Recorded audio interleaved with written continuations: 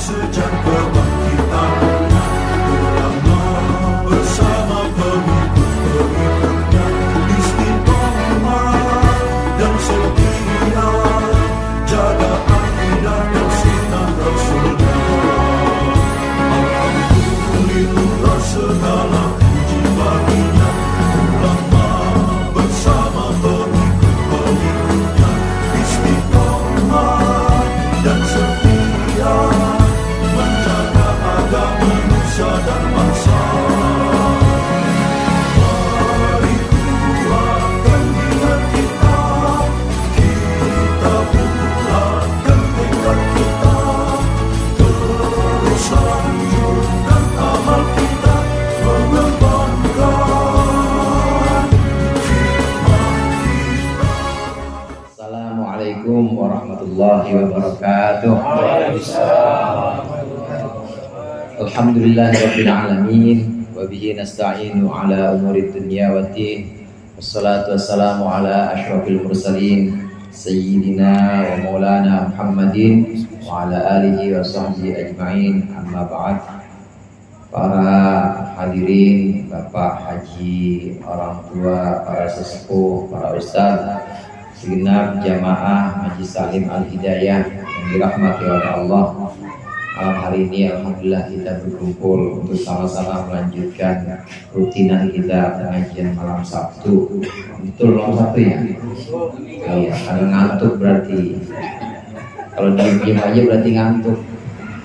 Malam Minggu yang kita rutinkan ini alhamdulillah dengan nikmat kesehatan, dengan nikmat iman dan Islam, kita masih bisa berkumpul di sini. Mudah-mudahan kumpulnya kita mendapat ridha Allah. Amin. Dan juga Allah berikan kita ilmu yang bermanfaat di dunia wal akhirah. Amin ya rabbal alamin. Di antara bulan-bulan Qamariyah atau bulan-bulan Hijriyah yang kita kenal, itu ada 4 bulan yang termasuk bulan haram. Haram di sini artinya bukan haram lawannya wajib, bukannya haram temennya makruh, bukan. Tapi haram di sini artinya yang dihormati. Makkah disebut dengan tanah haram, Madinah juga disebut dengan tanah haram. Itu artinya adalah tanah yang dihormati atau dimuliakan.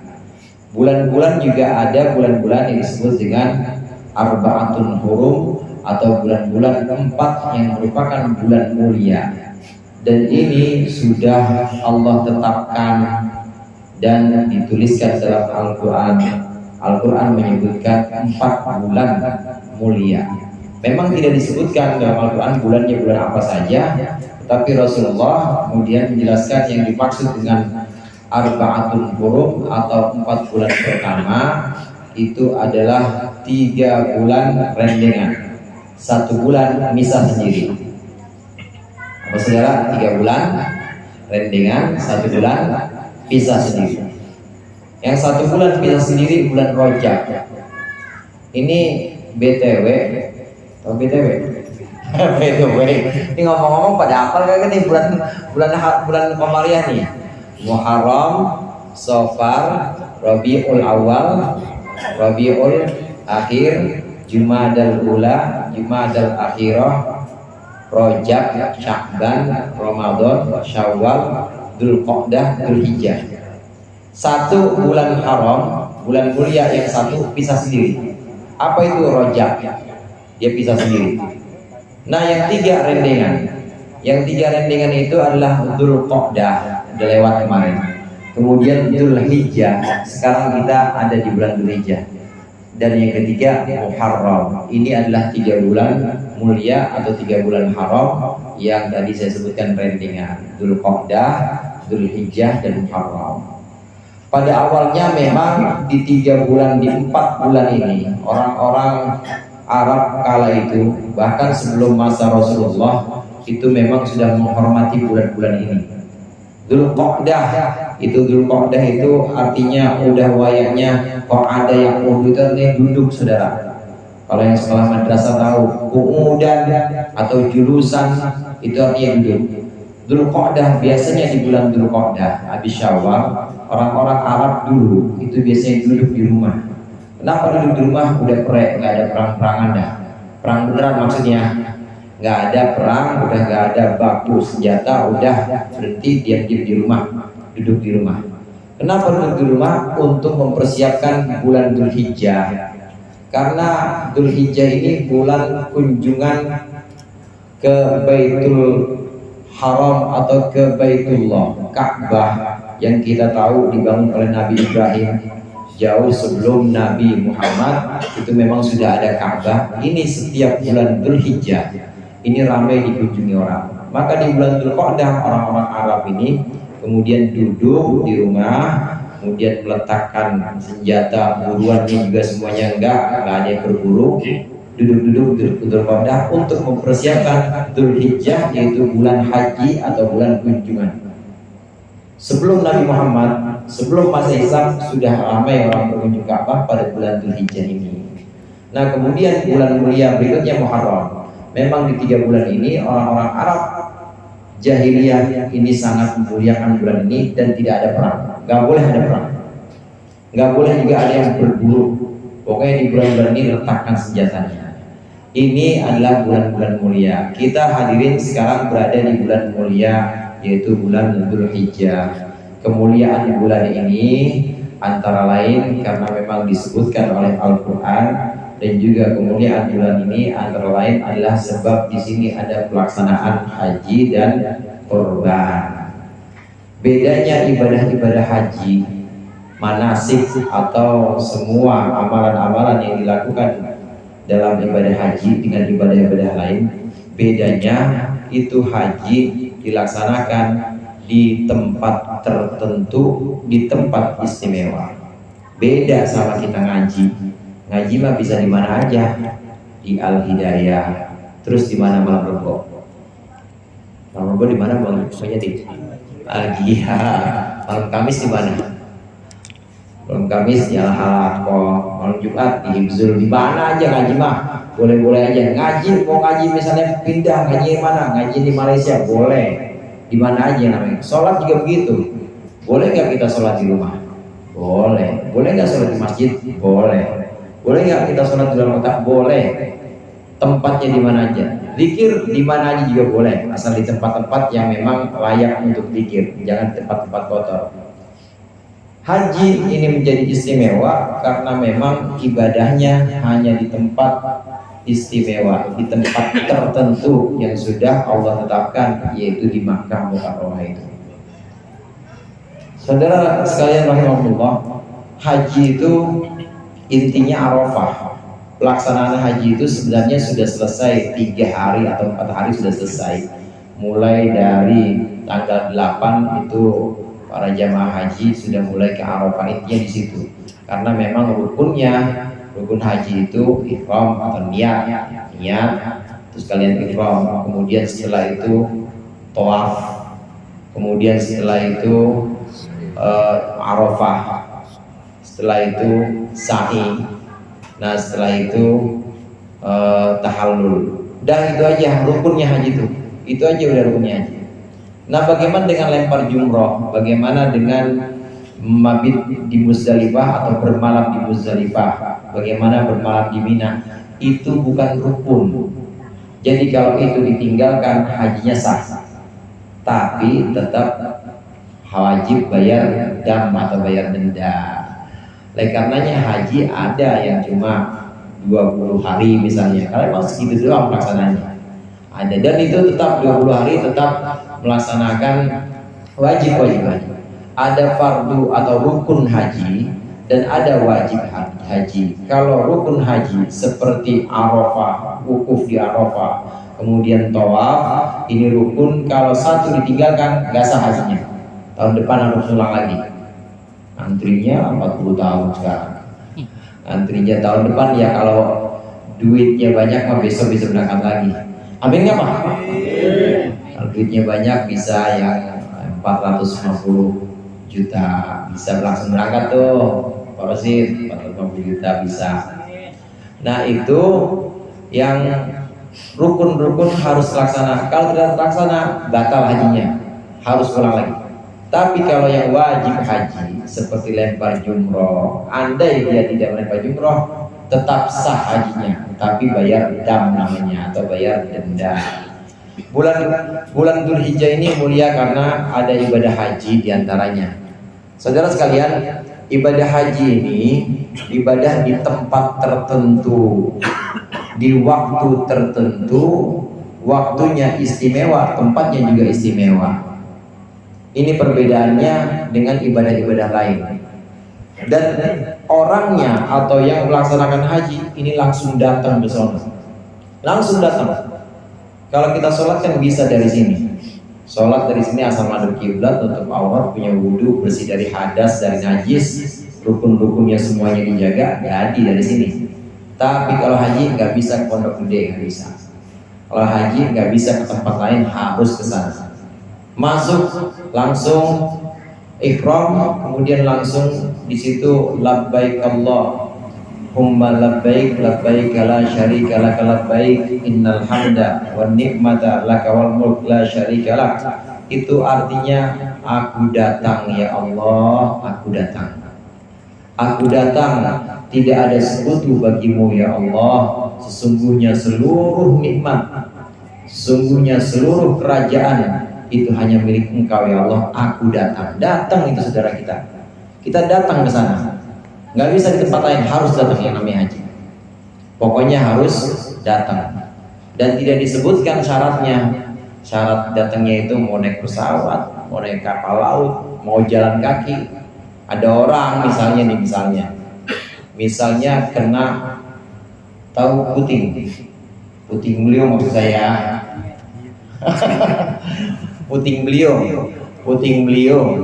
Ada orang kena angin puting beliung di bulan haji pas. Terus dia sampai di Mekah dan kemudian ambil mikot untuk melaksanakan umroh, ya hajinya tamattu misalnya. Kemudian ihram dia di sana, hajinya bagaimana? Sah, walaupun dia ketiup angin, sah, nggak ada syarat untuk diantarkannya pakai apa. Yang penting sampai sana. Dan memang harus ke sana, nggak bisa di tempat lain. Ini istimewanya haji, memang kita ibadahnya langsung datang ke sana, nggak bisa di tempat lain. Dari keistimewaan ini saudara, termasuk orang yang dikuburkan, dan dia tidak boleh ditutup kepalanya.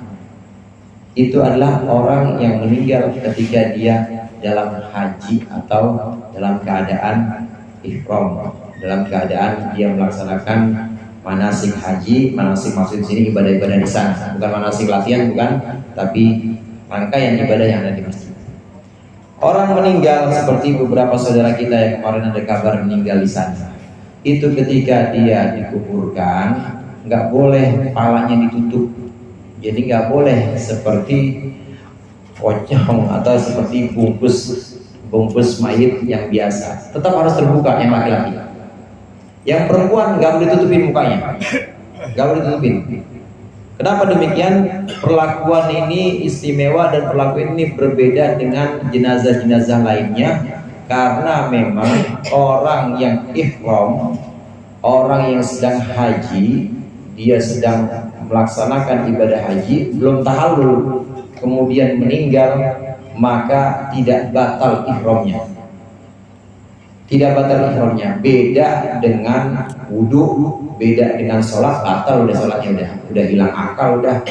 Yang namanya jangankan mati, orang tidur aja kalau pules batal wudu. Sholat tidur, lagi baca kunut atau tidur pules sampai dia ngedeprok, itu batal udah sholatnya. Tapi kalau ya apalagi mati. Tapi kalau pelaksanaan ibadah haji, orang dalam keadaan ihram belum tahallul, dia kemudian meninggal, maka dia dimandikan biasa, disolatkan juga biasa. Tapi nanti ketika dibungkus tidak boleh ditutup kepalanya yang laki-laki. Perempuan nggak boleh ditutup mukanya, nggak boleh ditutup mukanya, entah pakai kapas atau dipakein cadar, nggak boleh, harus dibuka semua. Kenapa demikian? Karena ihramnya tidak batal, dia masih tetap dalam keadaan ihram. Nanti ketika dibangkitkan saudara, begitu malaikat Israfil meniup sangkakala yang kedua, ditiup, maka dia masih dalam keadaan ihram. Labbaik Allahumma labbaik, labbaik la syarika lak labbaik. Masih begitu. Aku datang ya Allah, aku datang memenuhi panggilanmu, tidak ada sekutu. Terus masih begitu. Kira-kira yang begitu masuk surga apa enggak tuh? Masuk surga yang begitu, enak gak begitu? Enak. Jadi kalau yang meninggal di sana, apalagi masih dalam keadaan ihram, belum tahallul, insya Allah itu pasti surganya. Masih dalam keadaan ihram dan dia bangun dalam keadaan bertalbiyah nanti. Ini perlakuan terhadap jenazah orang-orang yang masih dalam keadaan ihram, masih dalam keadaan melaksanakan ibadah haji. Dia masih tetap bangkit, masih tetap dalam keadaan bertalbiyah, menghadap kepada Allah.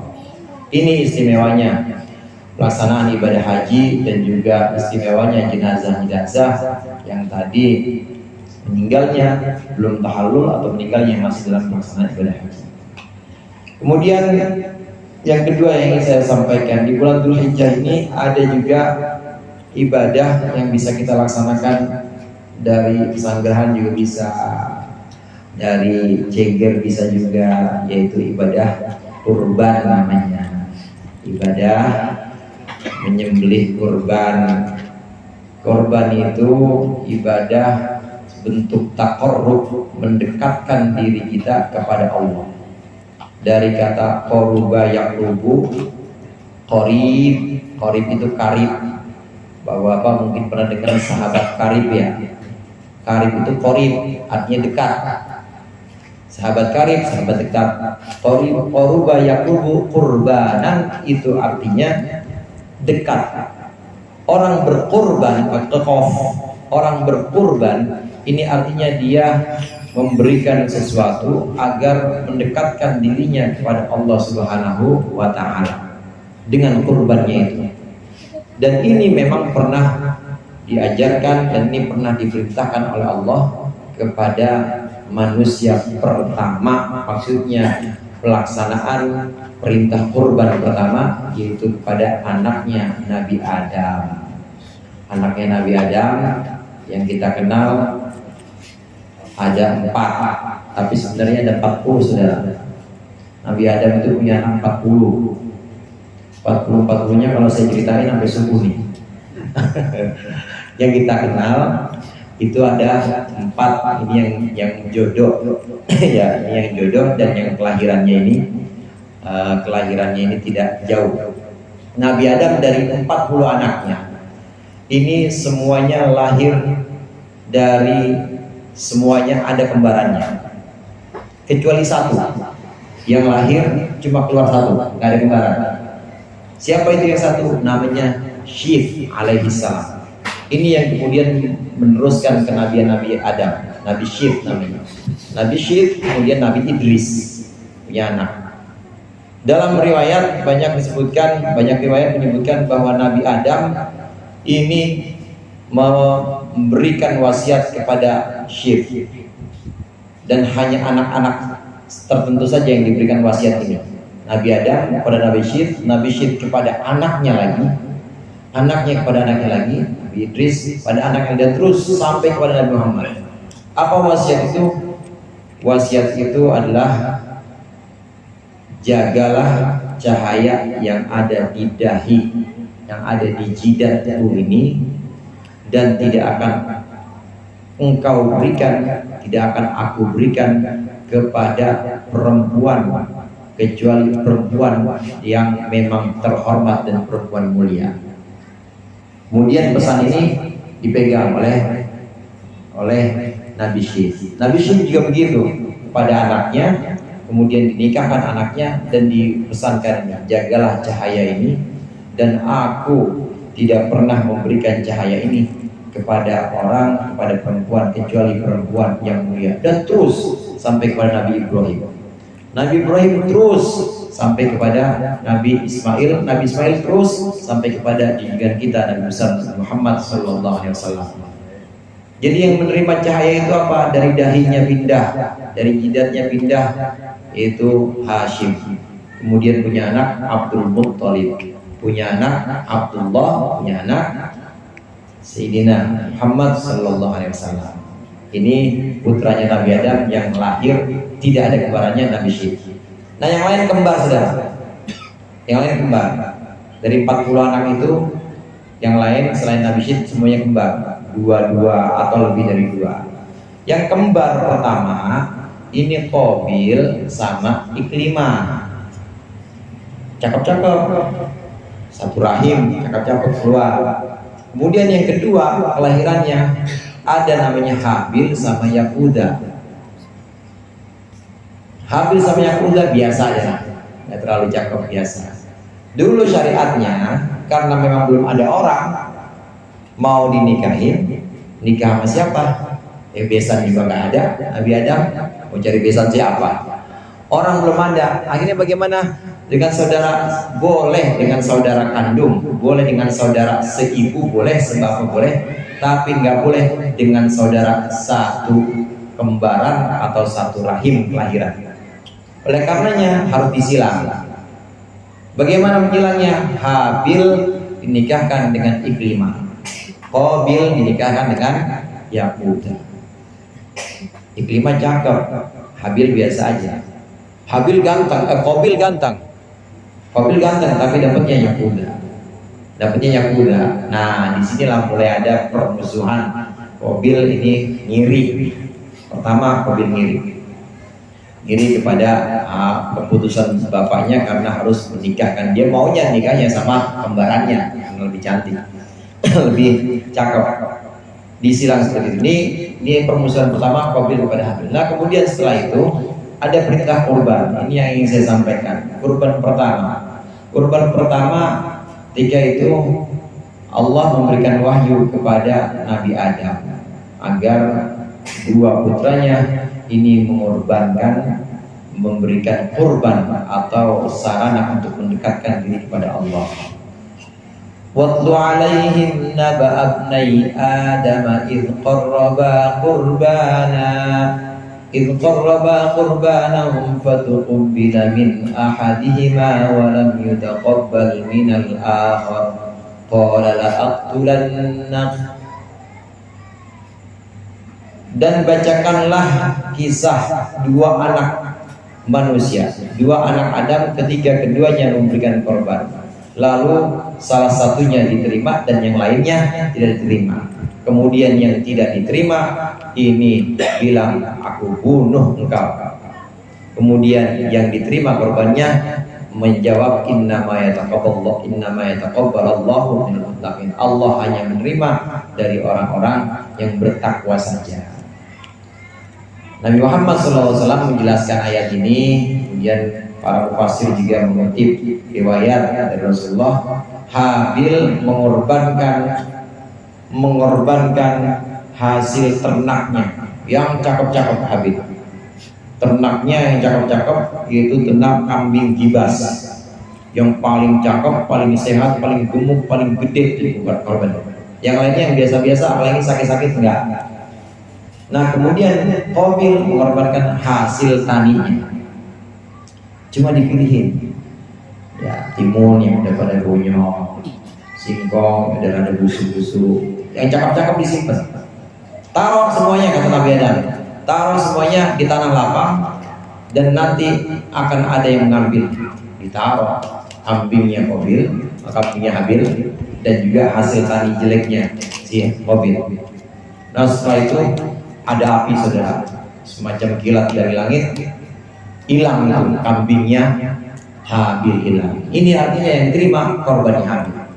Allah hanya menerima dari orang-orang bertakwa. Allah hanya menerima dari orang-orang yang mempersembahkan untuk Allah yang baik-baik saja. Yang kira-kira hatinya berat, yang kira-kira hatinya nggak ikhlas, milih-milih yang jelek-jelek yang dikasih pada Allah, nggak Allah terima.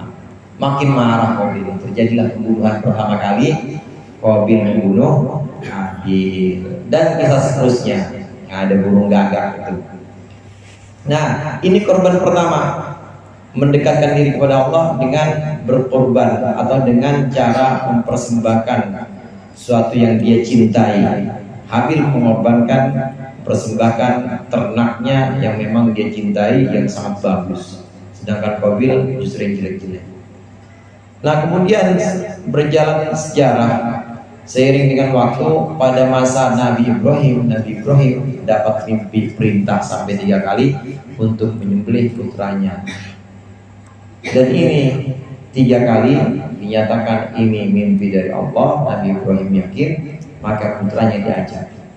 Pada hari yang telah ditentukan, fatallahul jabin, sudah dibaringkan itu di atas batu, udah siap-siap pengen disembelih anaknya.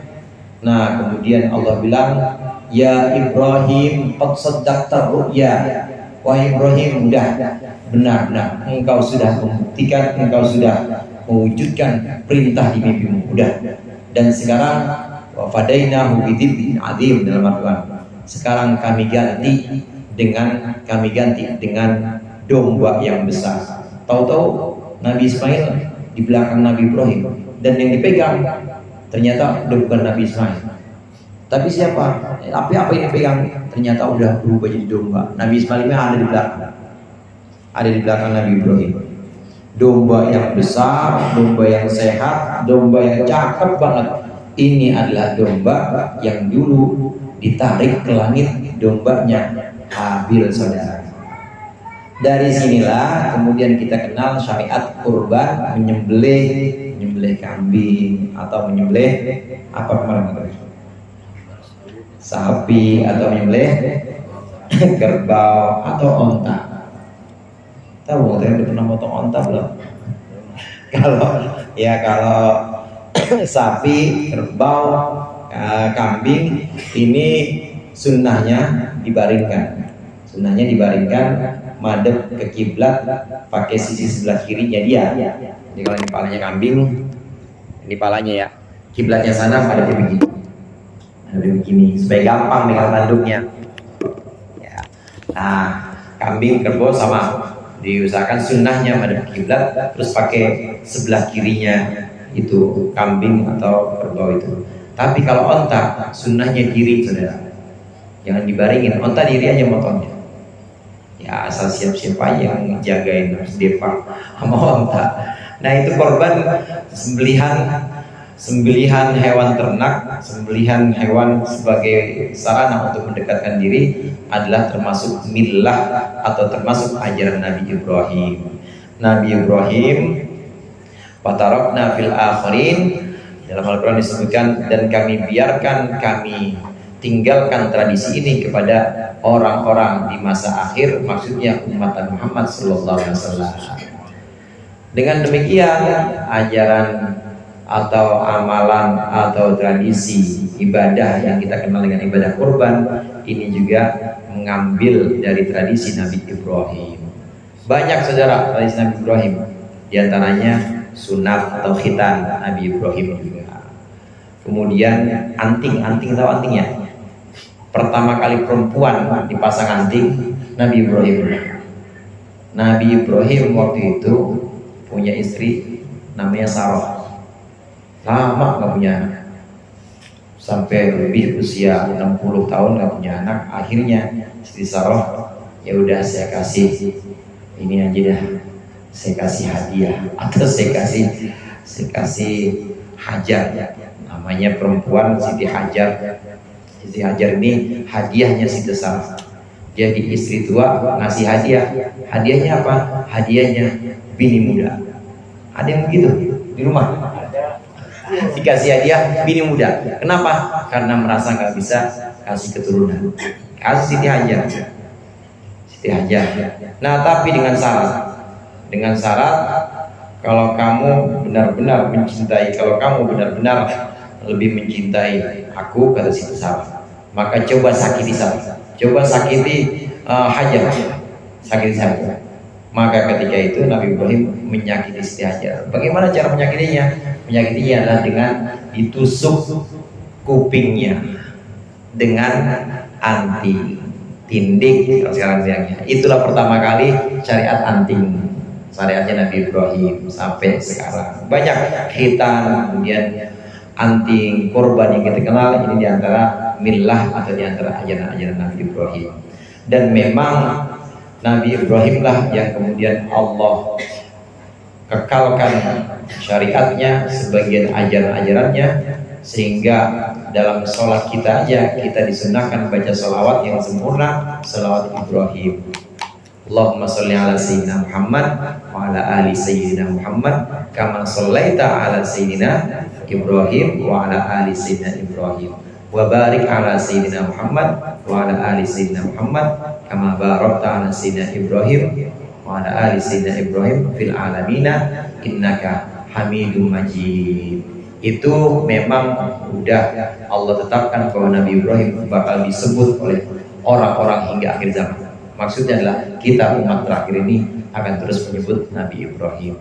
Barokahnya Nabi Ibrahim juga, doanya Nabi Ibrahim juga, Allah mengangkat keturunannya Nabi Ibrahim, yaitu Nabi kita Nabi Muhammad sebagai asyraful anbiya, sebagai Nabi yang paling mulia.